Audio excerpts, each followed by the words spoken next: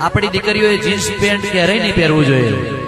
આપણી દીકરીઓએ jeans pant ક્યારેય નહીં પહેરવું જોઈએ. એની પાછળનું એક લોજિક છે આખું. સંતરામ મંદિરની અંદર નડિયાદ, છોટાઉદેપુર બાજુના આદિવાસી સમાજની દીકરીઓ ભાગવત નું વાંચન કરતી હતી. ત્યાં એક મારા મિત્ર ગયા ને, તો એ દીકરીઓએ કીધું કે જીન્સ પેન્ટ ની જે દીકરીઓના જીન્સ પેન્ટ ની ફેશન ની શોધ કરીને એ બધા વિધર્મીઓ છે. કોઈ આપણા દુશ્મન નથી, પણ મોટાભાગે ફેશન ડિઝાઇનર જે હશે ને એ હંમેશા વિધર્મી હશે, જે જીન્સ પેન્ટ ની શોધ કરી છે દીકરીઓ માટે એ. અને જીન્સ પેન્ટ પહેરવાથી આપણી દીકરીઓને નાની ઉંમરમાં પુખ્તતા આવી જતી હોય છે, શુદ્ધ ભાષામાં કહીએ તો.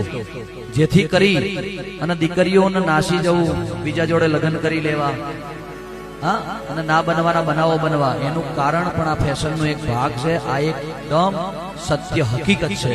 એટલે આજની બહેનોને હું સંદેશ આપું છું કે મહેરબાની કરીને પોતાના બાળકોને જીન્સ પેન્ટ ક્યારેય નહીં પહેરાવાના.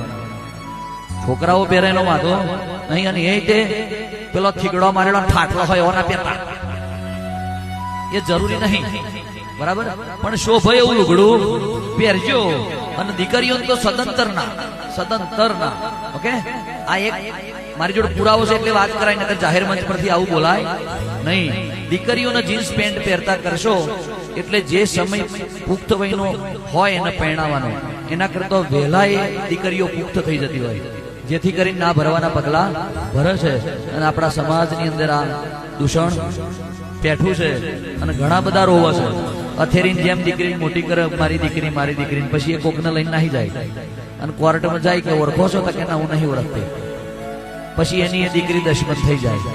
એટલે દીકરીઓ એક દીકરો લાડ કરજો, પણ જે સ્ત્રીના ઉદરમાં સંતાન નો ઉદય થતો હોય એ દરમિયાન રામાયણ, ભાગવત, દેવી ભાગવત અને શિવ પુરાણના જેને પાઠ કર્યા છે એના પેટ જ સંત સુરાનંદ આધાર પાકશે. બાકી ઉદરમાં સંતાન મોટું થતું હોય અને અનુપમા સિરિયલ જોઈને એઠો વાહણ મેલી અને ઉભા ગાય દાબેલી બર્ગર દાબીને હુઈ જી હોય, એના પેટ શિવાજી છત્રપતિ ના પાકા. હા, હરોન બહુ બે ઉભો પાણીપુરી ખાતા હોય, એના પેટ તો જોની વોકર ના ભોણિયા જ પાકે. એટલે આપણે શું કરીએ છીએ વિચારવાનું, પછી આ સારા સંતાનની આશા રાખવાની.